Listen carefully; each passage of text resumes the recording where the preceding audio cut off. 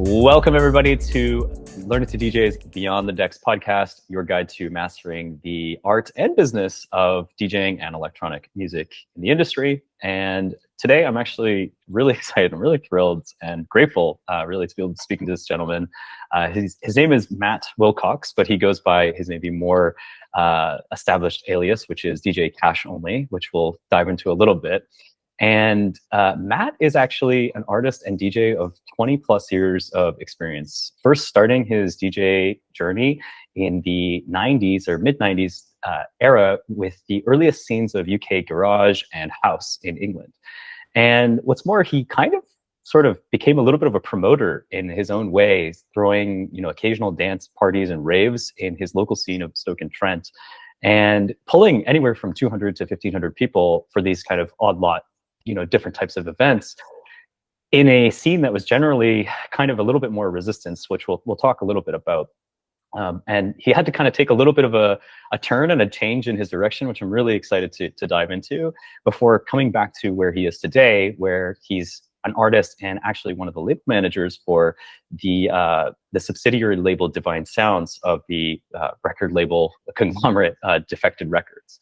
And today, Cash describes himself as connecting the dots between UK garage and house with tons of flavor-filled releases on Nervous Records, Upcycle, DVINE Sounds, and a little bit more. So I'm, like I said, super grateful and really excited to be able to chat with you today.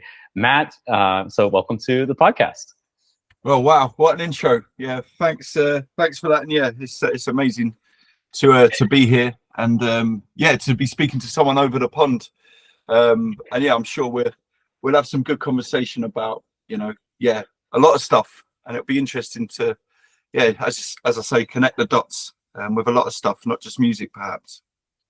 Wonderful. Well, Matt, let's go to the start, go to the beginning, right? Because every artist or DJ or what have you has some sort of moment that they kind of clued into this, like this music, whether it's house music or UK garage or whatever. Like, this is my thing. This is the thing that I'm connecting with. Like, where did that start for you as a DJ? I think so. I have as you say, there's a couple of pivotal moments that I remember that were kind of where I thought, yeah, I want to be a DJ. And we're going back to the 90s. So I was born in 1979. So, in about 1995, that would have been like my final year at school in England. So we finished school at 16, and then it's up to us what we wanted to do back then. Now we have to stay in school till at 18. And I think whereas my dad had aspirations for me to be, to go to university and to be clever, because it would have been quite unique within our family for someone to do that. Let's just say that perhaps my own school experience probably wasn't the best. I wasn't academic, really. I was quite clever. Well, I'd like to think I'm quite clever, but I was quite motivated by working. Like, I worked in McDonald's when I was 16. As soon as I was 16 in England back then, you were able to get a job. So in the time when I was doing my final exams, I was like literally more interested in delivering pizzas for a pizza company or working in McDonald's, and getting my paycheck and going and buying some Versace t-shirts and whatnot. But yeah, when I was about 14, 15, I remember going to quite a big record store in the UK back then called HMV. I don't know if you have it over in America or Canada, but that was where everyone went to buy their music, and they had listening stations. The way we consume music back then was so totally different to how we do it now. And you would go and you would maybe hear something on radio, the top 40, where people would be selling 500, 600,000 records to get to number one that week. Which is totally different to the way that people procure and consume music now. So yeah, you'd go there and you'd listen to some music on headphones, and yeah, I'd buy that. And two CDs I remember buying. One was a Ministry of Sound Masters at Work CD. So obviously, Louis Vega and Kenny Dope. And that was just music that I was like, yeah, this is just, I just loved it. I didn't like all of it, because some of it was a little bit maybe soft or a little bit too musical, but obviously the groove that them guys get within their tracks, and some of the biggest house records were made by either them together or personally. So that was one CD that really inspired me. And then another CD I bought almost the same week or the week after, when I got some more money. I bought a drum and bass CD, or back then in the UK we called it jungle. So it was basically drum and bass, very raw drum and bass infused with like reggae flavors. So you'd have like a ragga MC over the top of some quite hard, you know, drums and whatnot. And those it was quite different musical styles, but they both inspired me. Shortly after that, there was another CD that came out. So I guess UK Garage, or Garage, as you call it, that evolved from US House being sped up. So in England, there was something called the Sunday scene. So on Sunday, when the clubs finished at the weekend, on Sundays, everyone would go to, there was a few parties in London, and there was a few people on the scene that were starting to play or even produce and make this kind of US house that was a little bit tougher, a little bit more driving, and started to, you know, bootleg R&B vocals over the top of sounds that were influenced by that US house scene. And that evolved into the early days of UK Garage, which was, 1995, 96, probably 97, 98 is where it really took a hold of London. It's quite an iconic genre, really, because in England, especially London, you know, it really did have a hold of the capital, and like all the other genres weren't really as big as what that was in probably 1997 to probably 2000, 2001. And yeah, a lot of the DJs there, they're going to do 4 or 5 gigs a night, sometimes 6 gigs a night, just going to different clubs around London. And anyway, the point I was making was there's a couple of guys called Tough Jam, which is Carl Tough Enough Brown and Matt Jam Lamont, who you may or may not have heard of. Matt Jam Lamont is still active. Carl Brown isn't so much, although BMG just bought the old catalogue and just re-released it on Spotify for the stuff that they were making. And they put out another CD called Tough Jam Underground Frequencies Volume 1, I think. And again, that was a very pivotal moment for me, buying that CD, or it might have even been a tape, because I can't remember if I used you know what a Walkman is? Yep. Yeah. Okay, so a lot of people I was trying to explain this the other day. So like they were like, what? You used to get a little plastic thing and put it into a thing with wheels, and you press the button. I was like, yeah, that's how we used to have to do it. So yeah, that was another iconic moment. And then from there, I was like, yeah, I want to be a DJ. So the next kind of steps in that journey was buying a set of decks. So again, decks back then, they weren't digital. You know, we basically put bits of acetate, which were records or vinyl, and put them onto spinny roundy things and put a needle on. What was your decks that you got? Oh, they were horrendous. They were like belt drive. So again, for people that will know what I'm talking about, obviously you have direct drives and belt drives, and direct drives like, you know, 1210s and Technics. You know, the response, you know, you touched it and sped it up a little bit, it would work. Belt drives, you touched it a tiny bit, it would just fly off the chain. You know, it would just be so hard to stay in a mix. But you know, 1210s were obviously quite expensive back then. God knows how much they are now. But yeah, so it was probably a set of rickety old Newmarks, or I really can't remember. So yeah, I cut my teeth on them, started to buy vinyls, and then got into the whole kind of going into central. I was living in northwest London at the time, and at the weekends I would go into central London and visit and just do the rounds of the record shops, like Unity Records, Black Market, Uptown, and just buy tracks, take them home, practice, mix. And yeah, that kind of got me hooked. And you know, I did that for a couple of years, and then when I was about 18, I moved out of London up to the Midlands, and I managed to get myself a set of 1210s. In fact, I was telling the story the other day. I'm sure I bought some. I went. So I was as well as working at McDonald's, I was a pizza boy for a little bit of time. So I had a pizza bike with like a box on the back, and I remember saving up enough money. I just had enough money, and I drove like about 15, 20 miles to this hi-fi equipment store. Bought these 1210s, put them in the back of the pizza box, and then drove them home. So yeah, that was I remember that the other day. And that was you know, 25 years ago when I got my first set of proper decks. And then you need the other equipment, so you need to record a tape, so you'd have to mix and press record on a tape, and then you give tapes to your friends and blah blah blah. So yeah, that was my earliest memories of wanting to be a DJ and whatnot. And then I kind of moved out of London And again, I was working for McDonald's at the time in a place called Stoke-on-Trent. Now, Stoke-on-Trent is quite a small town or city. It's actually a city in the middle of the country, so in the middle of the UK. And the music that was in Stoke-on-Trent, which is in the Midlands, so in between Manchester and Birmingham, basically, was very different to the music that I was used to in London. UK garage was basically, no one knew really what it was. There was a small like group of people, predominantly people that would normally go to like kind of R&B or hip hop events if they want to sound a little bit more toughy or dancier. And because of the way that UK garage were making bootlegs, that would appeal to that kind of crowd. So there was a few people that were into it, but not a huge amount of people.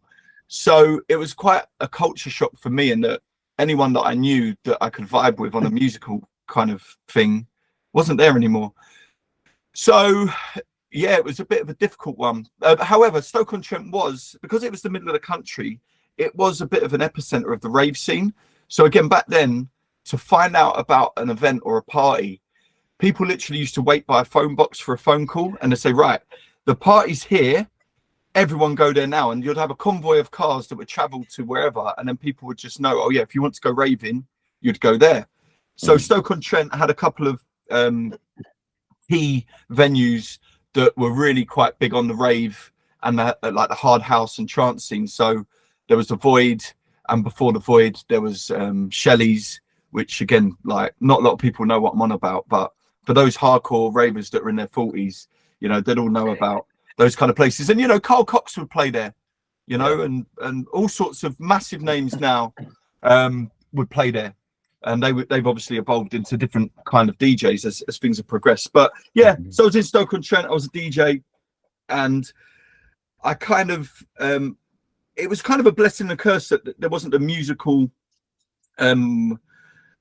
group around me. But that was kind of good, because some of the clubs that at that stage in the early 2000s, they started to struggle a little bit. They had to diversify and look at, okay, how can we program our venue slightly differently? And oh yeah, we've heard there's this lad and he's right into music, and they started to do a few little parties in community centres and house parties where we were getting a couple hundred people. Maybe we should talk to him. So I did a couple of parties in the bigger clubs on like their Fridays or their Thursdays, and yeah, quite quickly we were getting, you know, 1,000, 2,000, you know, 3,000 people to events. And how did you find those opportunities? Like you mentioned, right? You had these venues, they sort of reached out to you. Were you creating those connections through the rave scene, or what were you doing? How did you establish those connections? Well, Stoke-on-Trent was a very small place, and everyone kind of knows everyone. So yeah, I think I did an event somewhere, and then someone reached out and says, oh yeah, we really want to talk to him, maybe he can do something for us. And then I did something there, and then I kind of proved myself as a promoter. But the struggle is that the music that I loved, like at that time, UK garage, wasn't really able to be played in the mainstream. It was literally, you know, you could do a party every 4-6 weeks and get a few hundred people if it was just that. If you were putting on someone else, maybe one of the Radio 1 R&B DJs that you'll use as well, and maybe do that in a multi-room venue, then you'd be getting in the thousands. But yeah, that was the frustration for me. So then I had to diversify what I played, because I realized that I was in with the right people and I was a DJ, and they were using other residents. Well, actually, if you really want to be a DJ, maybe you have to diversify your musical style. So I feel like I sold my soul to the devil for a number of years in that I went from playing, you know, UK underground house and garage to playing like, not quite Britney Spears, but Shakira She-Wolf and Justin Timberlake, you know, that time when Timberland was making that kind of 120 BPM like R&B hip hop stuff, like, and then, oh yeah, I can play a little bit of like I can slip a little bit of garage in there, or I can play, do you know what I mean? So anyway, I sold my soul to the devil, and then I started playing multi-format, and I did that for a bit of time. But you know, it was good money. You could earn, and it was, you know, a lot of it was potentially non-invoiceable. So yeah, it was good for, you know, you could do 4 or 5 nights a week and you'd be all right financially. Do a couple of parties and you wouldn't have to go to work in the day. So, you know, Internally, though, I mean, as an artist, as somebody who, you resonated with the UK garage sound, we all have something, whether it's for somebody, it's like it's a house, or they're hardcore techno person, where they love jungle, right? And then it's like this, what would you call it? Like a tension between what you want to play, what the internal artist or the DJ in you wants to play, and then it's sort of this, like you mentioned, there's the scene and kind of the audience to cater to. How did you manage that internally, that tension, if there was any? Well, I often say this, a lot of the time, when you get gigs that you want to play or you like to play, there's often not really any money. Like, I mean, Glastonbury, for example, there's a lot of artists that I know that won't get paid, and they're big names, people that will go out for 10 grand plus, pounds. So like what, 14, 15K dollars, that will play Glastonbury once, twice, maybe 3 times. And they might only get drinks and a rider, they'll have to pay for their own accommodation. Yeah. Even other big festivals that I won't mention, but there's one this weekend in Europe, and they spend a lot of money on stage production. But again, I know firsthand that some of the artists aren't getting anywhere near what their fee should be. So I guess what helped me manage that internal frustration, I guess, was the fact that I was earning decent money. For a lad in his early 20s to be earning back then, £1,000, £1,500 a week, it's quite a lot of money. And yeah, that's how I managed it. and also a lot of Jack Daniels and Coke got me through it. Yeah. And it was, I went out and I could do 4 gigs a week, Thursday, Friday, Saturday, maybe a Monday student night, 4 or 5 hours, and I had a little DJ agency as well. So I had a couple of lads that worked for me that I was programming other venues with. I did a few parties, as I say, and I kind of at that stage just again, I guess being in the middle of the country, one bit of advice I give people is that if you're not in a major city, so in England, for example, Birmingham, Manchester, or London, you've not got that network around you. The people that I've met in the last 2.5 years since, I've been like in the mixer, as I call it, like the things I've learned, the things that I've done, and the people that I've met, all of these networks, like, what do they say? Your net worth is your network. Yeah. And I was kind of at the top of my network in a very small city in the middle of the country. So that whole kind of personal self-actualization of what I wanted to do wasn't really able to happen because I didn't have the network around me, or I didn't know how to do it because I couldn't learn from someone. So yeah, that's how I dealt with it. I mean, I look back on it, I think we should have probably made a little bit more of those days there, but I enjoyed it. And yeah, it was an experience. But even now, when I look at some gigs that I play now, and you talk about, playing to audiences, etc., I can't just go to a gig and just play what I want to play. If I went to a gig and play only what I liked, I'm not sure many people would stay.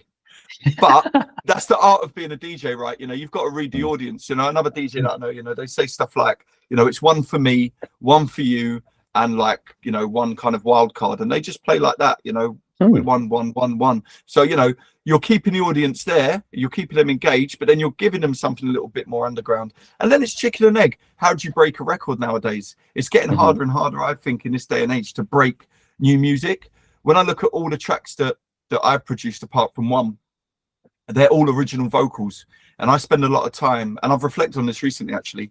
I spend a lot of time in writing camps and working with singers and songwriters and putting original music together.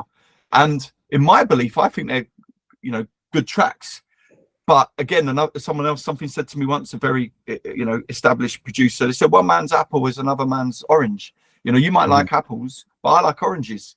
And it's interesting, in the way that people judge your music and stuff like that. But the point I'm making is that I feel that a lot of music nowadays is music from back in the day that's been rehashed or re-edited and blown up on TikTok or blown up on socials. And it's basically an edit that someone's made that a record label have seen blow up, and they're like, oh, I own that, so we're going to sign it because we own it. Or actually, thanks for doing that with our track, we're going to take that back now. And they work a deal out with the artist and blah, blah, blah. So, we're all here grafting. We're all here trying to trying our best to do what we love. But yeah, the music scene is not easy, no matter what level you're at, in my opinion. Mm-hmm. I want to go back to the diversification of format quickly, but you brought up something that I thought was so interesting, this the way that records are broken. And I was listening to, I think, DJ Sneak on one of his podcasts talking about the nature of vinyl and how vinyl records were broken. You'd play something on the Friday, and then Monday everybody would be up at the record store being like, what's this? Can I get a copy? And to what you mentioned about the evolution of music being kind of just not necessarily rehashing, but kind of edits, right, of these older tracks, these older vocals or samples in that way. I think it was Joey Negro said that, or Dave Lee, I guess now, said that, you know, one of the main challenges with disco nowadays is that there are not any real instruments anymore. They used to be old disco bands. They used to be people actually playing these instruments. Is it, you know, we're in this world right now where we're between this transient of analog and the digital, right? And there's a lot of focus on the digital, but for some reason, all the roots of the digital kind of come from the analog. Is there something there that artists can take as inspiration? Should they start picking up, you know, learning how to play instruments in addition to like Ableton or what have you in order to create a unique type of sound? Because it feels that way, right? You listen to a vinyl record and you're like, okay, this is, you know, somebody was in some room somewhere, they had no computers, they just had a bunch of synthesizers and stuff all spread over the table, and we're just playing around. And there's something really satisfying and nourishing about that. How do you think about that?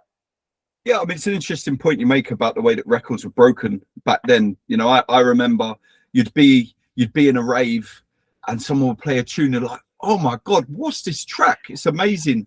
And as a DJ and a raver, you'd then go away and you'd go to record shops. Oh, I've heard this song, and it goes, and they look at you and like, yeah, I don't know what you're on about, mate, but here's some records. Have a listen to them and let us know if you like. And then you'll be like, oh, that's that track I've heard. And then it would blow up. And, you know, a good track was a good track back then. And there was also a sense of FOMO as well. It was like, you know, holding those records back and like making people hunt for them and want them and making them, I guess, a bit like, you know, what Kanye did and Adidas did with Yeezys. You know, here's a product. You can't really have it, but we're advertising it. It makes you want it more. So it was a bit like, oh, give us them records that are under the counter, mate. You know, I've heard, yeah, come on, look after me, you know. So yeah, it's mad. And back then as well, a lot of the records that people made was so simple. If we go back to UK Garage, there's like a track called A Little Bit of Luck, which is DJ Luck and MC Neat. I don't know if you've ever heard it. It's literally some drums that were ripped off of another track called Hype Funk. Well, it's probably called something else, but that's what I call it, and that's it was a white vinyl, so I don't even know what it's called. And then it had a bass line on it, a pad, and a vocal. Again, if you look at Daniel Bedingfield, Got to Get Through This. I don't know if you've heard that. That was kind of that track blew up on the underground and then got signed to the majors and then got into the charts. And I mean, Daniel Bedingfield, and I think his sister Natasha. I think Natasha Bedingfield actually did better than him. I think she was maybe a songwriter or singer or whatnot. So that's how records used to blow up and cross over. DJs would play them typically off of dub plates or acetates. People would hear them in the raves. DJs would buy them. They'd get played on pirate radio. Then people like Pete Tong would pick them up. Oh, I like this, or someone sent me this. You used to have to take your time to listen to music. Oh, here's a load of vinyl that I've been sent. It's you can feel it, you can touch it. It feels special because you've been given it, and you take the time, take it out of its sleeve, put it on a deck, skip through it. Oh yeah, I like that one. Put that one on the side. In terms of promos or demos or edits or anything that we get sent as artists, get sent a track, press spacebar to let it play, skip it on, skip it on, skip it on. Yeah, I'm not in the mood for that. Don't like that. Might never go back to it. Do you know what I mean? It's really, music is so disposable now, and it's quite sad in many ways. And I think that's the reason why it's so much harder for original new music to get broken. And you know, it's interesting to hear stories over the years of people that missed out on records. And it was like, well, I did send it to you. You know, it's like, well, yeah. Like I had a track, we got to number 4 on Track Source on the Garage chart. And yeah, I bumped into someone and said, oh, nice track, man. I was like, yeah, I did send it to you. You know that, don't you? It's like, yeah. Well, we'll do the next one. It was like, yeah. But yeah, I just think that just the whole evolution. I mean, another very pivotal moment for me in terms of music. And probably one of the points in time where I started to make a transition more housey was in Miami in space on the terrace. About it would have been later than that because it was daylight. And I was like thinking to myself, what am I doing in here? I think it was like 11 in the morning and Pete Tong was playing and it was sunny and everything. And he played Body Rocks, yeah. So the Dear Ramirez mix of it. And this bass line, I was like, what is that? And I had it in my head for 6 months. And I kept going into record shops like, have you got this track? And then, it must have blown up and it came out on a major. And and they put a vocal over it as well to support that crossover appeal. But that was another, pivotal moment. And that was probably, it was probably played on CDJs back then. It probably wasn't vinyl. And even going back to vinyl, when we used to have to travel to gigs, you had to take a massive box of vinyl. It's like, I could, if I had to do that now, we did 7 planes at the weekend. Like, wow. Imagine like taking them and like not wanting to check them in and whether they're going to the hold and so it's crazy. So there's been so much evolution, and again that's there's kind of some quite iconic moments of transition within music. So vinyl to digital, even DJing from digital even to when Apple Music came out, and then Spotify, and then like Tracksource and Beatport. It's like that didn't happen overnight, in my opinion. It took a bit of time, and even from DJing on like slapper cases with CDs in to USB, it was a moment. But now we're at this other moment where TikTok, Instagram, viral moments are making or breaking tunes, which then feeds into, as an artist, I sit on both sides of the fence, artist and label manager. So I always try to be as sympathetic as I can to artists when they're pitching tracks to me, because I know how it feels. I often feel as an artist that I've basically got a bucket, thrown a load of USBs in it with music and just thrown it at the wall, because, getting responses, feedback and stuff like that is often, it's very hard. But I get it, the amount of demos that we get sent is phenomenal. And the amount of demos some of these other bigger labels must be huge. So it's frustrating. But this whole moment at this moment in time where it's a great track, it's an amazing track, we love it, but like we haven't got that viral TikTok video. It's like, right, well, is it a good song or is it not a good song? So it's frustrating. But you've got to sell records. Again, if you're to get £3,000 or whatever it is, you've got to get 1 million streams. That's not easy. Like my track on Nervous Records, that's approaching 100k now, but it's only 300 quid. When you take out, the splits, the mastering, the infrastructure costs in terms of the servicing and the promotion, there's not a lot of money there, because sales on Beatport and Tracksource, again, we're not talking thousands and thousands of pounds, I'm sure. So you do kind of need that track that is going to cross over and the wider audience kind of resonate with. And then off the back of that, I guess it's how long are you going to stay at that point where you've got to. And I think it's about consistency as well. I'm quite impatient, so I feel like I've thrown everything at it this year as an artist myself. And I put out a track on Friday, which is arguably, in my opinion, my best work, and I've got 2 videos which are absolutely incredible. One played at a massive festival in England with a drone and all this, and another video played at a Ushuaia, 7,000-8,000 people. And not to mention big radio plays, a lot of money spent behind radio promotion and playlist promotion for Spotify, and it's just not getting to where it should be. So as an artist, you're like, well, I'm gonna give up, forget it. But you can't do that. Look, again, one man's orange is another man's apple. It is what it is. Look, I just think people just have to be consistent. If you keep consistently putting music out every 6 weeks or every so often, you build up a body of work, and people find you and they join your community, and they love everything about you. You start playing shows. We played Glastonbury. There's about 4,000, 5,000, 6,000 people there. I'd like to think that a handful of those decided to follow me on socials and join my journey and whatnot. And I was, again, that's another point. It gets so busy, but I was when anyone ever reaches out to me on socials, you know, I always try and take time at least to say thanks or to like big them up, you know, because even on Spotify artists, like on my Spotify artists, and like 2 or 10 people or 20 people listen to my music, even if it was one person that was listening to one of my tracks, you know, I feel very appreciative that they've taken the time to do that and they found me. So yeah, like, you know, I've been doing music for 25, 30 years, but, you know, only really been back at it the last 18 months properly. Yeah. So, you know, I'm very mindful that this is a very early journey for me. And I guess you have to treat it like a hobby. I think at this stage of my career, you know, you have to be very grateful for those opportunities that you're given, but at the same time, not take it too seriously. There's a very, very few minor handful of people that are ever going to get to where every DJ wants to get to.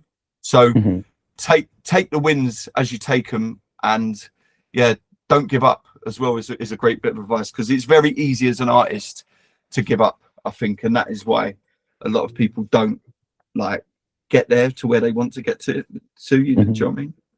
Yeah, and I think even this I think almost in any pursuit or creative journey, whether it's building a business, building a brand as an artist, the thing that I'm noticing is maybe it's a consequence of the fixation on social media. We have this obsession with the viral outcome instead of viewing a long tail of our whole portfolio of different tracks that we have. And, you know, I think it was Demure, one of the Jacking House artists here in Toronto, who had this thing that he said about how you can create these like tracks or ideas that you never release, and then you sort of just put them in the locker, and then, you know, who knows, a year later, 3 years later, they then become like assets for you, useful because you pull that loop out that was really groovy and you can kind of take it in a way. But because we're so focused on that in the moment of trying to get that viral hit, it can feel as though everything is almost like just do or die, right? Yeah. It's like gotta hit it. But at the same time, like you said, I mean, the tracks,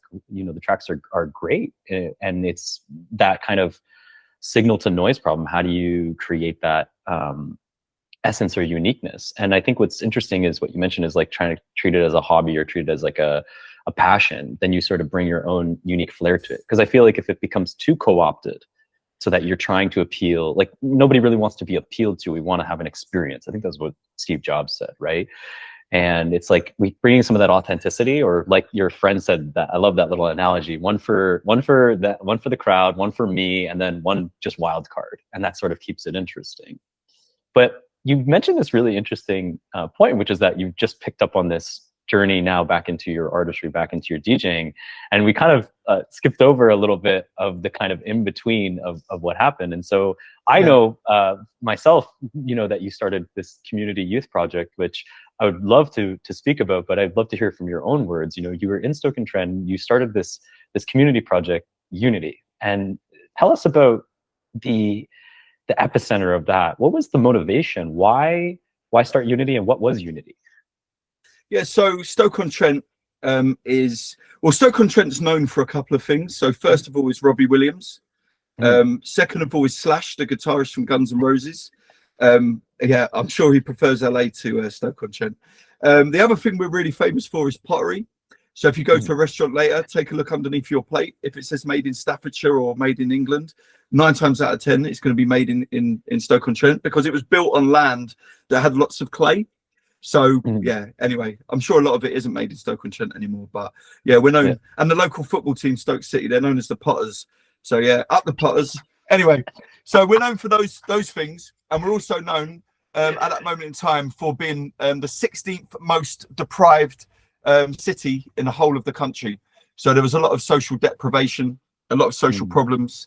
There was I went from kind of London, where we were a very diverse community, to Stoke-on-Trent, which was, well, I mean, they at one stage they had 5 local councillors. I don't know what you call them over there, but kind of like almost in the mayor's office. Like, no, they're like you have the mayor, and then you have like a committee like underneath them. And we had 5 very right wing. They were members of what was called the British National Party. So we had 5 members of the British National Party, as an example, which, you know, is not good. You're trying to grow a city and develop a city. You know, we're going to invite, okay, Amazon, come and set up here. Okay, fantastic. Oh yeah, but you know, it's not very diverse, and I'm not sure, you know, my chief exec, he's of Asian descent. He's not going to want to move his family to a city where there's 5, you know, BNP councillors. I mean, thankfully, and we did a lot of kind of community cohesion and anti-race kind of, you know, anti-racism work, and we broke that down. So thankfully that doesn't exist anymore. But yeah, and Stoke-on-Trent over the last 20 years has evolved. But anyway, it was a very deprived city. And because, as I say, I was only working like 4 or 5 nights a week and I was earning great money, I had a lot of time on my hands. I kind of mentioned briefly that my own childhood or schooling was a bit of a car crash, really. You know, I didn't necessarily get in trouble with the police and stuff like that. But I was quite a difficult child, if I'm honest. And that might be there might be a whole number of reasons why that was. But you know, as I say, I feel that I was quite streetwise. I had common sense and I was quite driven. And you know, given my track record, I think that's evident now. So yeah, so I was DJing ad hoc, and I really wanted to do something with my time in the day.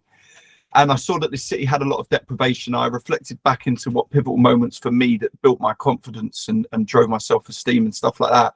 And it was music and kind of a little bit of research and whatnot. And I felt that creative means was a great way to kind of empower and develop kids, especially kids that were living in a city with a lot of deprivation, a lot of social issues, a lot of unemployment. You know, we had about 30% of the kids in the city at that time were out of any sort of education, employment or training.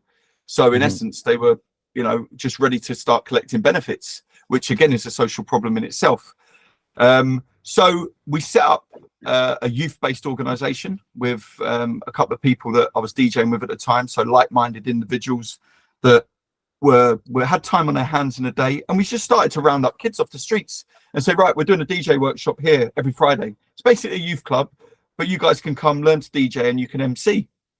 So that was really, really successful. And, you know, we were building numbers, and then we started to get loads of younger girls that were coming as well, because the boys were there, the girls wanted to come. So we started to do activities for the young girls. So like, you know, fashion or learning how to do nails and stuff like that. And all of a sudden we kind of created this very engaging community youth project that got kids off the streets and then was acting as a platform for the other agencies to come in and signpost them to things like, oh, did you know you can go and do this college course? Or do you know you can go and find an apprenticeship here?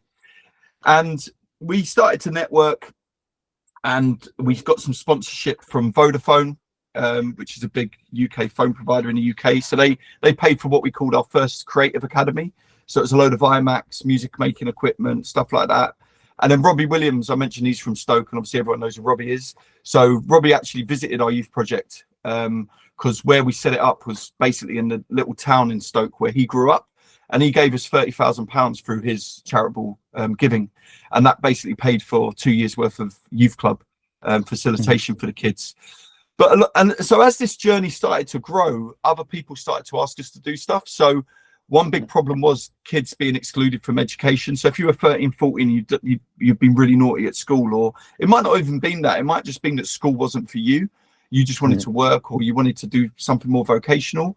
So that was a big problem in Stoke. So we were asked to set up what's called alternative education. So it's a place where if you're excluded from school, you can come and learn with us, and we'll teach you English, maths, science, but we'll also integrate it with sport, or we'll teach you how to DJ.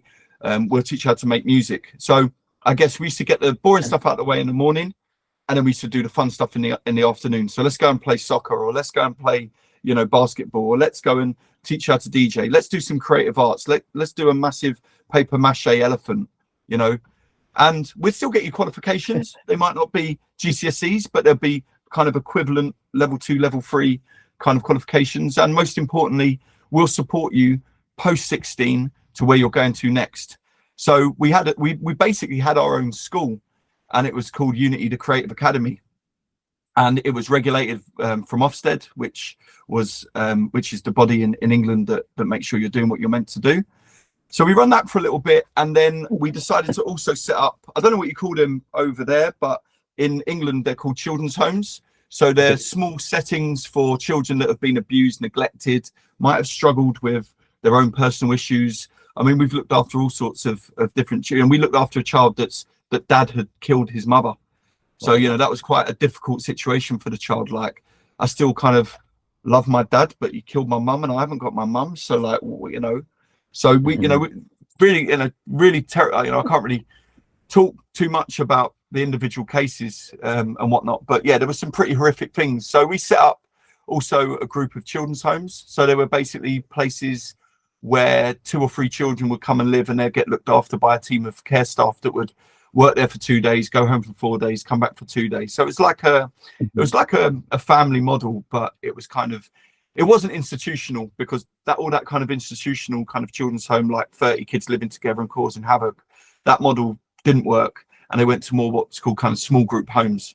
So we also had that. So we kind of had the kind of creative kind of youth club type stuff that was going on that we run for a social enterprise, and then we had the school, and then we had the care business. And yeah, I kind of had to make a decision because the company was getting bigger and bigger.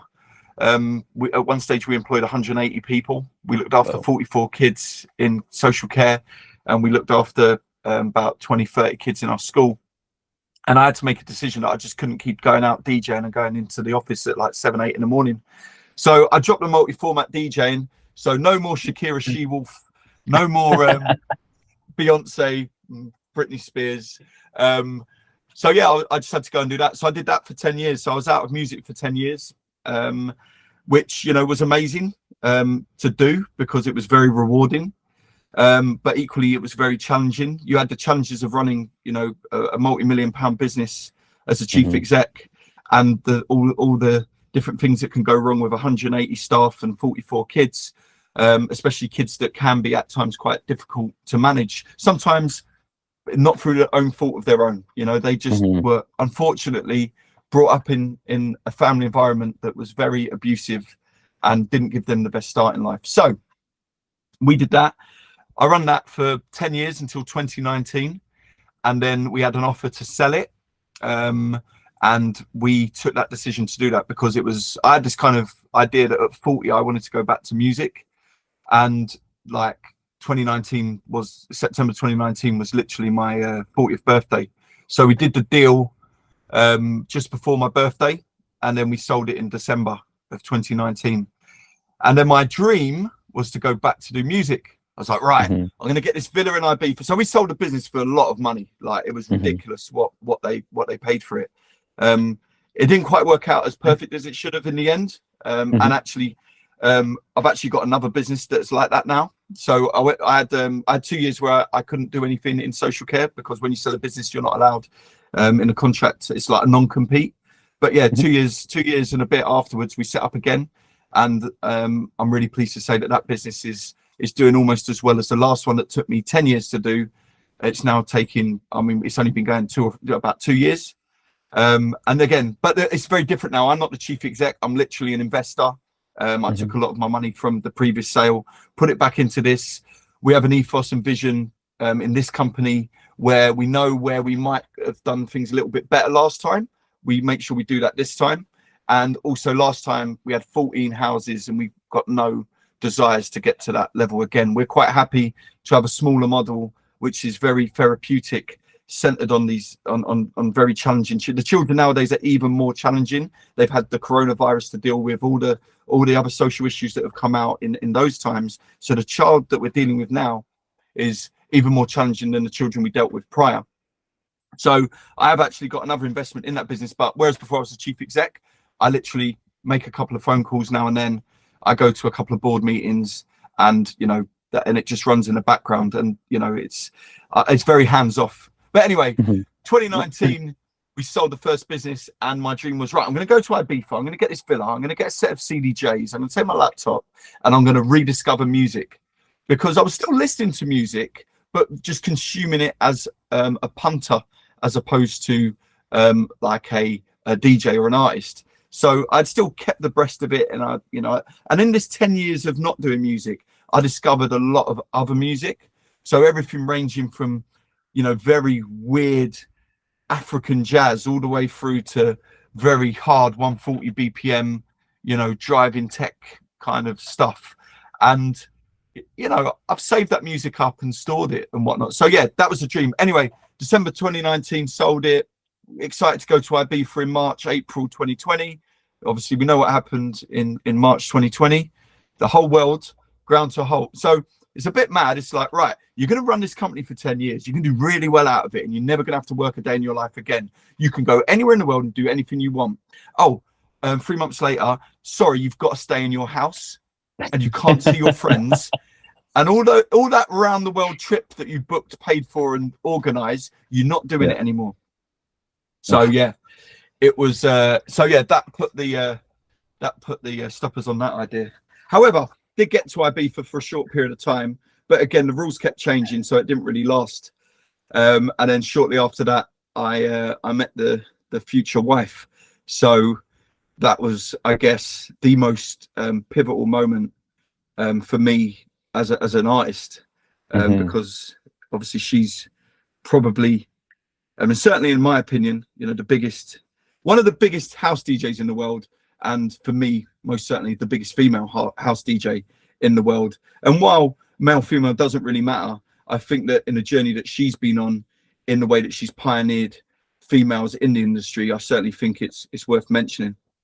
And so for folks who don't know, it's Sam DeVINE is who Matt's referring to. She's one of the top huge house DJs, and even her story is really interesting. Like even the way she grew up and how she discovered DJ. I just remember I was listening to a podcast of her doing little turntables, and she practiced her A's and B's, and then they didn't work. And anyways, but the reason I found Unity really interesting from your story was the focus on community. And I want to know what your perspective on the thread that, brings together community and DJing, because I feel as though in my own experience, right, when everybody's at a rave or a festival and everybody kind of feel the same vibe, they feel like they belong. And this feeling of belongingness creates a container where I feel like people can start to explore and expand their sense of identity. And I found it really interesting how you're constantly placing yourself in the role of kind of community creator or curator, right? Whether it was with the Unity project, whether it was with trying to, jazz up a bit of Stoke and Trent's community with some of your own sound, and now with what you're doing with DVINE Sounds, which we'll talk about, but kind of breaking out these new artists. How do you see the role of DJing and community connecting? I think it's the most important thing. I think if we think to the word club, what does the word club mean? So you're going to a nightclub, okay? So that's a group of people, whether it's a football club, a soccer club, a basketball club, or a team, it's a club. It's where a group of like-minded people go to share a shared passion. So whether that's a sports club, or whether it's a music club, or whether it's a, if we think back to, again, the way that the internet integrated with music, and we had the kind of online forums for different genres, and you'd get a certain number of stars or ratings or friend, it's all numbers, it's all a club. You felt that you could go onto that forum and it's like, oh, there's my friend that also likes that music. I've never met you in my life, but it's a club. Even like the kids when they're playing video games, they're in like clans. So I think we're all searching for a place that we feel comfortable in being, and a good club or community gives people the safety and the support to do that, and to build your confidence, and to boost your self-esteem, and to network with you and give you advice. I hear a lot of people in the industry nowadays going on about gatekeeping this and blocking this and blah blah blah. Anyone can ask me, and you want to know who masters my tracks, I'll tell you. You want to know who I work with on that track, I'll tell you. You want to know how I do this? If I know how to do it, I'll tell you. I'm not blocking anyone from doing anything in this industry because I know how hard it is. But there are people out there that will be very precious about their own stuff and be scared that if they tell you that little bit of information, that it might hamper them, But any artist, all you've got to do, all you ever do is look forwards. You can't look behind you or to the side of you, Again, when we had the children's homes, we had competition, but I never saw them as competition. They were like useful friends. I would make a beeline to be friends with my peers in that scene, because I could ring you up at any time and ask you a bit of advice on something, and equally you could ask me, and we can reciprocate. I think music is very reciprocal as well. So I can do something for you. I won't ask you necessarily to do something for me. I might do sometimes, but do something for me in return. And let's just work together. Like some of my best music that I'm making at the moment are collaborations, tracks that I'm doing with other artists and in this world of technology, we're sending music to you on the internet and you're sending it back to me and I'm sending it back to you and I'm sending it to a vocalist. I worked on a track this week where I met a guy at Ushuaia Defected. He's from South Africa. And we just got talking. And he was really interested in transferring that kind of 3-step South African sound into the house kind of sound. And we got talking. I sent him an Afro melodic track that I had made that I really, really feel has got legs. And he said, yeah, I love this track. And then he sent me a track back and he says, I really believe in this track. Do you think you could do anything with it? And so I sent that track to a vocalist. The vocalist vocaled it and it's unbelievable what she's done. And then I went into the studio on Tuesday and then we worked that up into a more housey kind of track. Now all of that is done as being part of a club or a team. So I feel that working as a club or a team is really important. And in terms of being an artist, the biggest thing you can do, my biggest bit of advice, is building your community. So like Sam Divine, she has the Divine Tribe and she has obviously some very hardcore fans that we see all around the world, you know. And I feel that it's really important when they make the journey to come to a gig and want a photo, that we always do our best. And Sam's really, really good at that in terms of, you know, she's so grateful that people, you know, will come to her shows and whatnot. And if they want a photo, a selfie, which is the modern day autograph, no problem. You know, we've even got people now around the world with Sam Divine tattoos. You know, it's getting a bit of a thing now. They're like, oh, here's a Sharpie. Like, can you sign my arm? And, you know, the next day they send a picture of the tattoo. So building your community or your tribe is just so important nowadays. And I think that's really fascinating, actually, that point that you made around the club. And I find it really personally very interesting to see how the evolution of music has gone about. Because I remember some of those forums. There was like this Polish forum for like hands up hard dance music that I used to troll way back when I was first doing DJing and used to have these things. But what I find nowadays is you don't have as many of those things. There's you know, only kind of a few central platforms, so to speak. Yeah. And it kind of is fascinating to me because I look at I feel as DJs, we have to be constantly we are natural searchers and explorers. So we are looking for that sort of frontier of the new. But when the new eventually becomes the standard, it's kind of like it's changed, it's molded. It's that common conundrum of like the underground has been commercialized and now it's no longer underground or something like that. But when I look at a few different platforms of what has facilitated the ascendancy of dance music, because I feel personally that DJ is essentially the modern pop star today is what it seems like. You had the rock stars back in the 80s and 90s, but now people are talking about Tiesto, Armin van Buuren, these huge names, or Carl Cox or what have you in those scenes.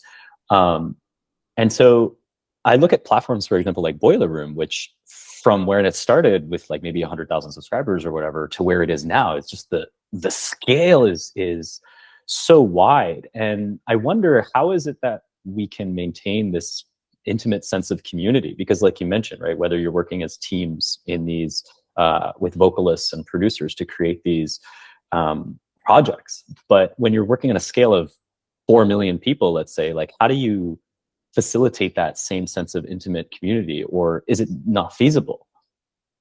Yeah, it's an interesting one. I mean, just come back to your point there about, you know, the rock stars and whatnot. I mean, it's an interesting thing in Ibiza, obviously, you know, for Europeans especially. And obviously, I know a lot of Canadians and Americans also go there. But Ibiza is the epicenter for dance music, like in Europe, if not the world.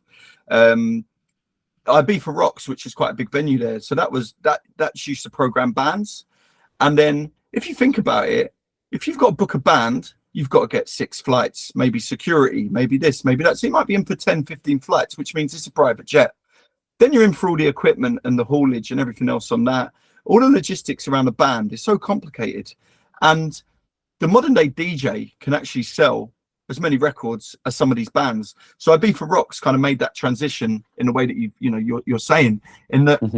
But I'm just trying to add some extra context to it, in that some of the reasons why now it's easier to pay Tiesto to turn up for 200, 300 grand, whatever he is, with his USB stick and headphones, play for 2 hours, put some really amazing stage production on, and blow people away that way, because you're in for the same money anyway. With, I mean, God knows how much Metallica are, but you know, it's like, yeah, I mean, yeah, God knows. I mean, yeah, Sam played on a stage in Saudi Arabia not so long ago, and I mean, they had everyone. They had Tyler the Creator on one stage, you know, Tiesto on another stage, Metallica on another stage. I mean, Saudi Arabia are going for it right now. I mean, but it's a really cool place to visit, by the way. I mean, obviously it gets a lot of bad press, and we flew in there overnight from Dubai, and I was just so impressed, like with the place. Like I want to go there on holiday, as mad as that sounds. And I think, you know, they'd spend a lot of money in kind of breaking down some of those.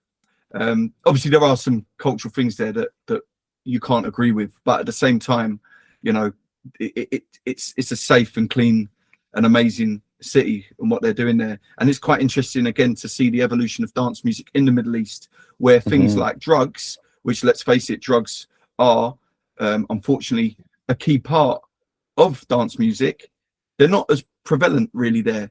You know, we went to a gig and they were like, here's your rider, Fanta and a Coca-Cola. Although someone did come over and says, do you want some vodka? I was like, no, I'm all right. I'm all right. I'm not doing anything that I shouldn't be doing here. Yeah. So yeah. Anyway, yeah, the point is, you know, these modern day DJs, yeah, I think they can carry the same weight as bands nowadays, but not everyone likes electronic music. You know, people do still like, you know, like in America, like what the country and Western scene is still huge. They do that big, was it Stagecoach, like after Coachella? You know, that's meant to be mental, like crazy. I went to Coachella a couple of years ago, and I just remember everyone talking about Stagecoach like the week or month after. But yeah, about, you know, communities. I mean, how do you keep an intimate community within a large community? Well, I guess it is those moments where you're playing as a more intimate club. You know, for example, I play a lot smaller venues than Sam, for example. Sam will play festival stages, so there is always a disconnect as well. There's even a disconnect there between the crowd and you. Whereas if you play in a club where it's just a set of decks and a little, you know, and the people can high five you and reach out and everything, I think those are the moments what you capitalize on to interact with your community and your fans, because it's totally impossible for an artist of, like, you know, Sam's stature, where she's got 250k plus on her socials, you know, the amount of messages she must get, like from like just random people that just want to tell her that they love her, must be huge. And I know that she feels frustrated that she can't necessarily engage and thank all of her fans, but it's just not feasibly possible unless you've got someone doing it for you. And even then, it's not it's not really intimate anyway, because you may as well have AI or robot doing it for you. So yeah, I just think in terms of keeping those close connections, just taking those opportunities when on tour to engage with that fan, you know, that has made the time to come and see you. And look, we've got fans that come to loads of shows, and because Sam's busy, I always try and welcome them. And if there's an opportunity to get them on stage or in the box, because I just think back to when I was a raver, that to be invited to have a jam in the box is just such an amazing experience for them. And as long as they behave, which they normally do, because again, we're in an environment where all sorts of things are in the mixer, you know, drink and whatever else, and sometimes people can behave strangely. So, you know, it's important that people act with decorum and behave. But yeah, it's an interesting perspective on that whole kind of community thing. And you know, there are methods now, like with broadcast groups on Instagram and stuff like that, where you can try and engage with a real hardcore group of fans. And you know, I'm going to do some work on Discord and Reddit and stuff like that soon to try and see if there's a way of building stuff up via that. And there's newsletters and whatnot. I mean, what's really interesting, again, if we talk about people like Sam at her level, so Defected Records, probably the biggest house music label in the world, established by Simon Dunmore, you know, nearly 30 years ago, responsible for some of the most iconic and biggest, you know, tracks ever played that are still getting played now. You know, when Sam walks around Defected in Croatia, their main festival of the year, you know, you may as well, it's like Beyonce's walking around, you know, just people are just like in awe of her. But, you know, she's so down to earth, and she'll always take time to say hi to people and you know, whatnot. It's, yeah, I guess those are the moments where you really build those real strong connections with the hardcore community. Yeah, and creating those, like you said, even those small intimate opportunities, because that's the thing I found amazing is some DJs that I've gone and I've seen, they've done these little tiny events and they're just really down to earth, like nice folks, and you're just like, hey, that track that you did, loved it so much. I mean, you're sort of I'm sort of in stardom. I'm like, oh my gosh. Right, but if I may, I want to shift somewhat to your role as a label manager now, because you mentioned this kind of accessibility point that you have, right? So Sam, obviously with her huge network, is getting tons of these demos, tons of these potentially underground artists who have this great sound, but like you said, they're having trouble breaking through, right? They're having trouble either getting their music out there or getting their name as a DJ out there. And so my understanding is that Divine Sounds was founded essentially from the desire to create a platform. I think the story was that Sam was playing some tracks from some person on SoundCloud, and then they're like, right, let's just sign them, right, to this label. But since then, it's become, this growing label, and you act as essentially the label manager with this dual empathy of both artist and, the person who manages the label. So from that perspective, sitting in the chair of, I suppose, what would be the A&R person, right? You're receiving all these demos. How is it that you are approaching and filtering through the music and DJs that you receive? Are you looking at aspects of their technical and DJing ability, or is it mostly focused on the production? What is your kind of filter criteria? Yeah, well, there's a few things on that I think will be really useful for people that are listening to this, that are looking for some little nuggets of advice on how they can get to where they want to get to. So the first thing I would say, though, and maybe I shouldn't say this as a label manager for a record label that's looking for tracks to be sent, I'm also looking at it, don't forget, as an emerging artist myself. And I honestly believe in this day and age that if you've got a track that you believe in and you think it's amazing and you've played it out and love it, you should just self-release it. It's not that hard to self-release a track. You can use DistroKid, Labelworks. There's 1,000,001 people out there that will get your track into Traxsource, Spotify, Beatport, and then just promote it to your community. Because when a record label signs your track, you're only going to get 40, maybe 50% of that track in terms of publishing, royalty, blah, blah, blah. So when people are really hardcore on saying, this is an amazing tune, this is an amazing tune, part of me thinks, well, like, release it yourself then, because that's what I'm doing next year.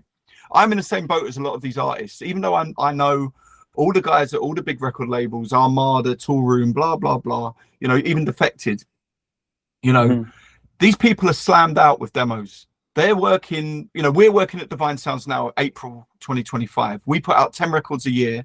Sam will put one out. I'll put one out a year. So, we've probably only got 4 or 5 records left to put out before 2026. So the competition is extremely fierce for artists. So, yeah, I mean, that's the first point, really. I just think that if you've got a track that you really believe in, put it out yourself, because, what the added weight of a label attached to you, it will add value and it will get you some plays and it will get you some support, but good music will always shine through, so that's always a thing I think that people should consider. And also, if you self-release 10 tracks and you've built up a bit of traction, you'll get into 30-50k monthly listeners on Spotify. It does make it a lot easier when you're sending an email with a demo to a label. Well, here's who I am. Don't give me War and Peace, but just tell me who you are, notable releases, chart position, streaming numbers, community, who supports you, what music do you put. That's all I want to know. Send me the links and, that. But in terms of how we accept demos, of the hundreds and hundreds we received, the acid test for whether we sign a track to Divine Sounds is, will Sam play it and does she love it? And it's as simple as that. So unlike some labels that will get all their demos in and do a listening party, they might have 3 or 4 guys in there. They'll play it. Yeah, it's all right. Yeah, I love it. Yeah, I don't like it. Okay, next. Do you know what I mean? That is when music becomes very recyclable. Just writing, do you know what I mean? Yeah. What we want is, give us all your music. Okay, keep us up to date with your music. Just because it's not for us on the first occasion, or just because we haven't fed back during the first week or month or 6 months, good music is timeless, in my opinion, in the house world. Okay, we go through some kind of cultural changes. I mean, like, obviously the whole kind music, Afro house type world is quite big right now, and hopefully that stays there for a bit. But before we know it, there'll be another So like in the UK, we had this really fast kind of organ house 140 BPM thing popping. That's still popping, but you know, it might, and then another fad and a trend will come in.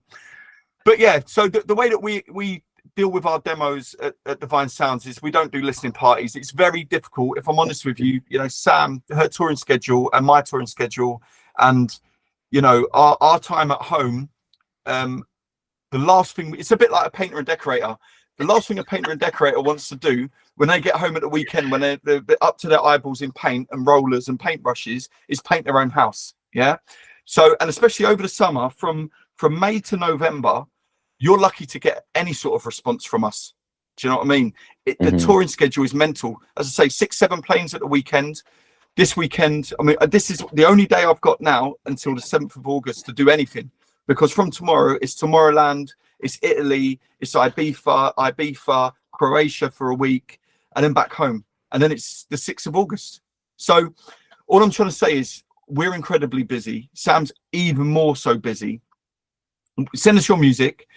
I download all of it. And this is the other really big bit of advice. Please do not send me any demo that is not downloadable, because that could be the thing that stops me from getting a killer track into our inbox, because I might be too busy to email you back, please send downloadable. Like, don't gatekeep your music. Don't think I'm going to take it and steal it.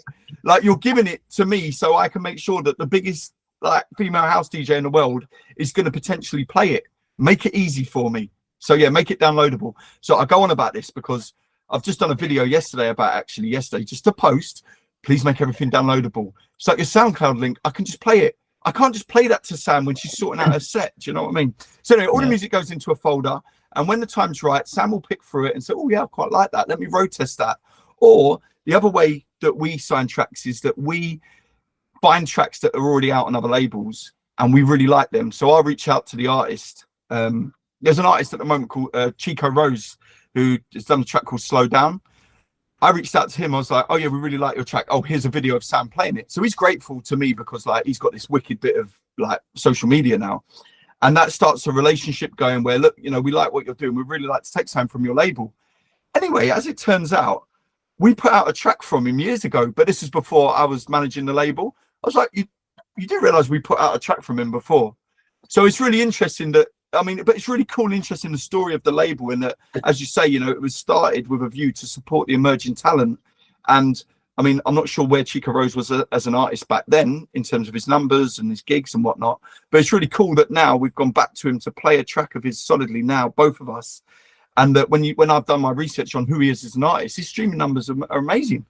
You know, his record sales are amazing. So if Sam and the label played a part in his development at that stage, then great. I mean, I'm talking to artists now that, you know, we want a track from them, for example, but we haven't found the right track yet. And as I say, the acid test is, will Sam play this set religiously? Because that's how we sign music at Divine Sounds. Now, there's a couple of other bits that we consider when we're taking tracks. So crossover potential. Again, there's a lot of money spent behind the scenes on infrastructure costs, even just sorting things out like the label copy, the distribution, the online social assets, the all this kind of stuff. That costs money. And as we both know, when you're only doing a couple of thousand streams and you're only, you know, you're doing like top 50 Beatport track source, we're not talking huge money there. So, you know, it's just really important that the music that we're taking for the label is perfect, really, and that Sam just absolutely gets behind it. So yeah, that's the true acid test, really. I think that authenticity point though is so critical, honestly. Like, I think of some of the labels that I really like. For example, one of my labels I absolutely adore is Henry Street Music, from Johnny D on out of New York. And I mean, they've been producing stuff for ages and ages and ages, but it's like I don't know what it is. It doesn't matter where I go in that like part of the label. It's just like I pick something, I'm like, I love this. Right. So yeah.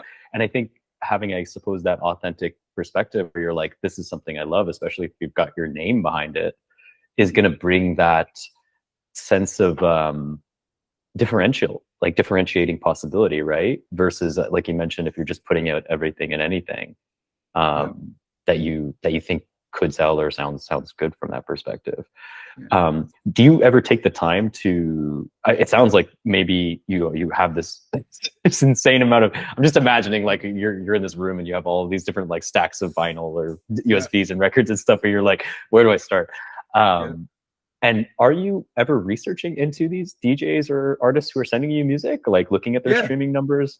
I'm curious about that. Yeah, so I mean, look, it's not a good track's a good track, and as I say, the true acid test is, will Sam support him? Does she like it? It doesn't matter if Tiesto's made it, or it doesn't matter if Joe Bloggs or Jane Doe, whatever, has made the track. Obviously, you know, as I said, the key points on whether we will soundtrack is, will Sam play it? Has it got crossover potential? Is there cultural significance within it as well? So obviously, from a cultural perspective, Sam has advocated and hammered hard the whole female DJ and female producer kind of thing.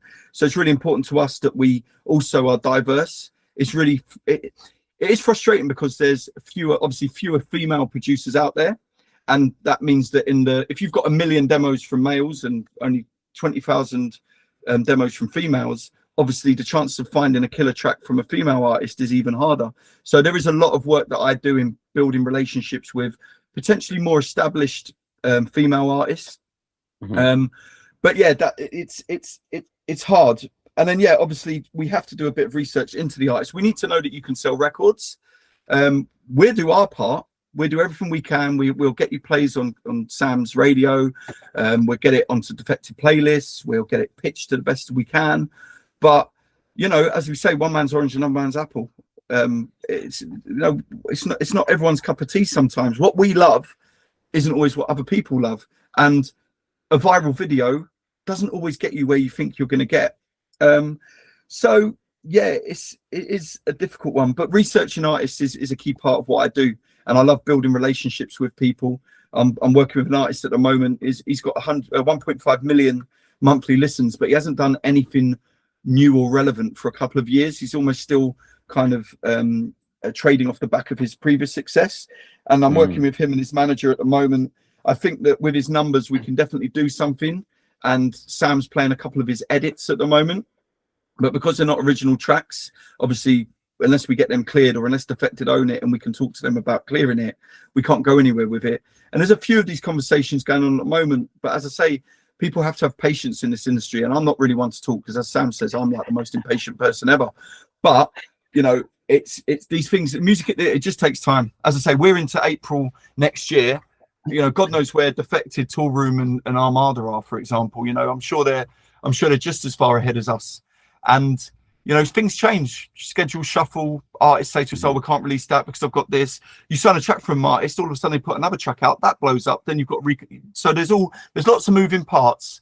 The sooner that things can get contracted up and boxed off with a release date is good, in my opinion. But you know, look, if people, I think maybe the reason for your question is that people are worried that because they haven't got that social presence or they haven't got those numbers behind them, it's going to hamper them. I would say, as I say, a good track is a good track. It will come through. Don't get me wrong. In this day and age, we are almost A&Ring with our eyes. So whereas before you just hear a good track and, oh yeah, it's a good track. Now you are having to take the time to see, right, well, let's look at their socials. Let's look at what kind of community and culture they're building as an artist. Let's look at, you know, their chart positions. In essence, all I want to know from you, if you're submitting me a demo, is what other notable releases and chart positions have you achieved on Beatport and TrackSource? What notable support have you had from whoever DJs? What are your streaming numbers? And what do your social platforms look like? That's all I want to know. Like, if I'm struggling to push a track over the line, those underlying statistics might be the thing to get you to where it needs to get to. And again, in the way that I work with some more emerging artists on the label, where we might put one of their tracks on a sampler. So a lot of people are also very anti-VAs or anti-samplers. So I just say to them, well, is a track going to sound better on your hard drive in your studio where no one can listen to it but the dog? Or is it going to sound better on a VA? And at least that introduces you to our label so that we can then introduce you perhaps later on to some of our events, where then maybe we can work with you on the rest of the stuff that you're doing to build you up as an artist on Sam's other platforms or Divine Sound's other platforms. And then we'll take an individual release from you at a later date, because you know, if you're here for the long haul, we can wait. It's better to wait for the perfect track and a perfect time than it is to rush now and just get, you know, just put a track out for the sake of it. So that's a bit of behind the scenes kind of information for you on how I'm A&R in, how we deal with demos, how we deal with submissions. You know, look, just please everyone, don't get frustrated or upset that the A&Rs are not getting back to you. It happens to me. Even Defected don't email me back sometimes, and I basically work for them. You know, like everyone's busy. I get it. Everyone's got, you know, everyone's hunting for that next big hit. You know, and where I'm knocking around with 30k monthly listeners and a couple of top 10 chart positions and whatever, I'm knocking on people's doors. I often think that people don't really want you until they want you. So I think and this is why I say self-releasing or releasing on some smaller labels or starting your own label is not a bad thing, because you will build a community up that like what you do, and then you just need that one big edit to blow, or just need to be consistent. Oh yeah, I know who he is. Let's give his music a chance. You know. Yeah. But just people just don't get upset or frustrated if it hasn't happened for you in 12 months. I've been doing this for 25 years, 30 years. Okay, I had a 10-year break, but I'm only getting to where I'm getting to now from the people that I'm meeting. Don't get me wrong. Obviously, it's extremely helpful to have like your ride or die, you know, wife as your biggest fan and biggest supporter. But she's not going to jeopardize her career by playing one of my tracks to like 10,000 people. Do you know what I mean? She's only going to play it if it's good.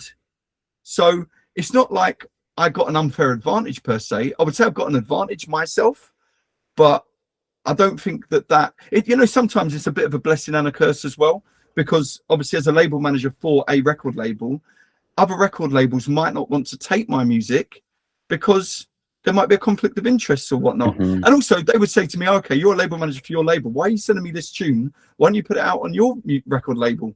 But obviously as an artist, I feel that you need to have music on different labels to build up a bit of, you know, like my track on Nervous. I mean, that's such an iconic moment for me as a DJ. You know, again, a record label so responsible for so many big tracks in the house scene. To have a track on there was iconic. And big up Andrew at Nervous. He came to Ibiza last week, and we had a great time. It was his first thing. Would you believe this? The vice president of Nervous Records. It was his first time in Ibiza. He said, wow. He said it was like Vegas on an island. Yeah. So, but you know, it's like to have releases on iconic labels is massive, but you know, it's not the be all and end all. Self-release your music. If you're getting nowhere and you've got a hard drive full of killer tracks that you believe in, put them out yourself, build up your community, and bit by bit you will get there. Exceptional. I know that you've got to go, and I feel like I've just gotten a whole I've got a little bit more time, you know, but I do want to get to one segment which I did pre-brief you a little bit on, but it's 3 tracks we're looking for you from, and in the categories of under the radar, on repeat, and one of your guilty pleasures. So I'd love to hear what do you got in store for us, cash only. Well, under the radar, a track that I'm hammering. If we're talking about now, I mean, there's a few that I feel that I've been a part of championing over the last couple of months. And I mean, again, who am I? I'm just an emerging artist, like a lot of the people that would be listening to this. But you know, I do like to feel that I had a part to play. You know, it's always a vibe when you play someone's track and you get a video of it and you send it to that artist. Like they get gassed. You know, it's like, wow, you know, thank you so much. And I love doing that. You know, we all love giving people good news. And there's nothing better than good news to give to an artist than to give them a radio play or to give them a video of it just going off to their tune at the drop. So there was a few over the years. I mean, last year was probably Guy Burns' Kick It Up, which is probably never going to come out. It uses a Moose T original track, and yeah, I don't think they're willing to let it go out yet. It's basically the track was Hold Your Head Up High. I think it was Boris de Gloche, or however you pronounce that. And Moose T. So yeah, that's a track that I actually wanted to do an edit of, and I did one and it was rubbish. And then all of a sudden I heard Danny Howard play it, and I was like, oi, what is that tune? Give me that. And then I was hammering it all last summer, and they've been trying to get it out, but it's not going to get over the line. So the current under the radar track for me, track that I'm playing every set and I absolutely love, and the guy's amazing, is from a producer from Spain, Barcelona, called PM. We actually signed a track from him last year on Divine Sounds, which did okay. But this track is coming out on Ministry. It's called Boy Don't, vocalist Natalie Gray. I think it comes out in the next couple of months. And he's such a good lad. Like, he'll WhatsApp me. It's like, oh, Matt, here's some new tunes for you. I was like, yeah, nice one. And then I want them weapons, you know. I want them ones that no one's got. You know, I did a radio show the other week and it was just like, yeah. And I just felt like a bit of a dick, really, because I was like, yeah, exclusive from Low Stepper, exclusive from Shermanology. And I'm just thinking, like, you know, this, like, guys playing this, like, radio stations, like, where's he got all these music? But I'm just like, you know, I'm on the road all the time. I bump into these people, whether I'm on tour with Sam, just in the background drinking a rider, or whether I'm playing out myself, you know, I bump into these people. And it's, you know, again, we all, like, you know, we're all trying to support one another. But yeah, PM, Boy Don't. I'm looking forward to that coming out. At the moment, not a lot of people have got it. I feel like that's going to be a big track. So on repeat, I'm just like totally in love with this whole Afro house movement right now. You know, I feel that there's a lot of similarities to the kind of groove that UK Garage had, and I feel that the journey that each track takes you on is amazing. There's a couple of people that stand out for me on that scene. Obviously, we've got the whole kind of Kind Music kind of thing that's just like, is it big over there, Kind Music? Yeah, I mean, it's definitely become its own. I think they had a Forbes article about them. Oh, right. Their whole, Yeah. you know, interpretation Yeah. of Afro House and their take on that. Yeah. And they have their own kind of sound Yeah.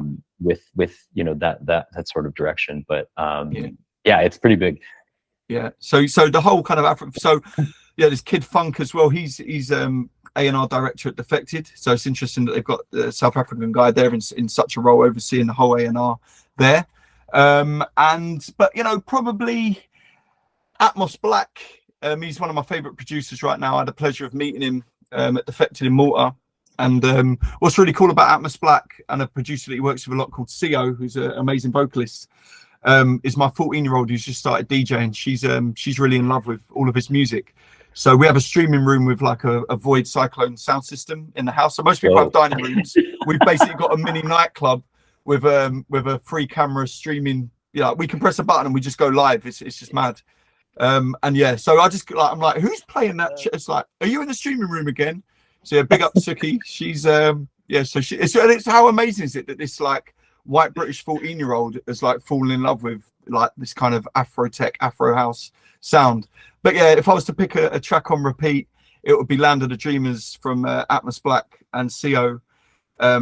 Yeah, it's just an amazing track. Guilty Pleasure. There's an artist that is not in any way, shape or form house, but he's called Cass is Dead. And yeah, look him up. He's created this, the way he's created this real kind of crazy community.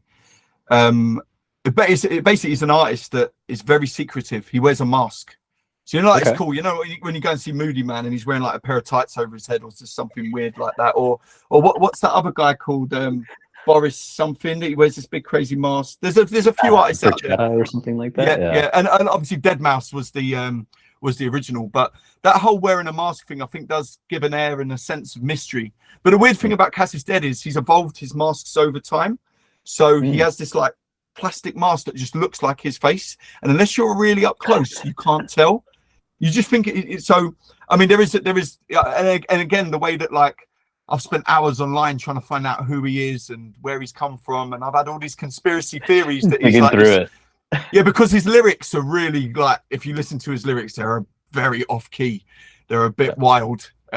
So I just think, oh, is he like a famous actor that's like exploring his like creativity through music, and he doesn't want people to hear these mad things about. Yeah, I don't even want to say it on this podcast. Go and check him out. Cass is Dead. But I think the most truthful rumor is that he had some sort of cancer, or because again his lyrics, he talks about this. So I'm not sure if there's something that's affected him there. So he wears this mask, or it might just be that he's up to no good and he's wearing a mask, and or maybe he doesn't pay tax and he just who knows. But yeah, Cass is Dead. There's too many tracks to choose. But what's really cool about Cass is Dead is he's a very, very, very underground artist. But I think it might be XL Recordings or Ninja Tune, one of them that picked him up, and he managed to break into the mainstream. He had to tone down his lyrics somewhat, but he's had stuff in the main charts in the UK. You know, he tours thousands of people. You know, he's just very iconic. And for me, he is my guilty pleasure. Cass is dead. Go check him out, guys, and don't think I'm weird because I like him. Exceptional. Well, Matt, I feel like we've been around the world, and I just even wanted to say thank you so much, given I know, like you said, during May till September is like one of the busiest times. We're recording this, I guess, in the peak July, between I think what was Ibiza you were in and going to Tomorrowland. Literally here. I've literally got to run and get a haircut, and then tidy up a few other loose ends, and then pack. I'm getting told off because Sam says, "You're packing tonight, aren't you?" Because I normally leave it to the morning and I forget stuff. She goes, "Babe, you need to pack tonight." I'm like, "All right, I'll pack tonight. So yeah, we got packed tonight, and then Tomorrowland, and then all over the shop. So yeah, no drama. Look, it's been amazing talking to you, and you know, anyone who wants to find out a little bit more about me, find me on my socials at Cash Only No Cards, and yeah, look, if you just slide into DMs, any other questions that anyone's got. Also, obviously, you can find me on Spotify, Beatport, Track Source. Got lots of music coming out. Got another track coming out on Divine Sounds on the 16th of August. It's actually a Lenny Fontana track called Spirit of the Sun. So obviously, a lot of the house guys know who Lenny Fontana is. He made a record that a record label called Public Demand signed 20, 30 years ago. And it didn't do so well as a house vinyl. So they've done a UK garage remix of it. And for me, it was one of the most iconic tracks there. And Jimmy, bless him, from Public Demand, he gave me the opportunity to remix this record with an exciting young producer called Charlo. So we did it. We gave it to Sam. Sam played it to Defected in a city called Leeds in England. 4,000 people. Everyone went mental. So that's the acid test. It went off. We're signing that track. Done the negotiation with Jimmy about how that works with Lenny Fontana and Public Demand, the original record label. And yeah, it's coming out on the 16th of August, and we're doing a music video for it actually on in Croatia, Defected. And it's going to be kind of well, I won't give you the story, but we've got a cool little story to integrate. We don't really want it just to be another party video in the sun. There's a little bit of a story behind it. So yeah, we're shooting that next week. And then but yeah, it's been great, and yeah, you've been a great interviewer as well. So well done, and keep doing your thing.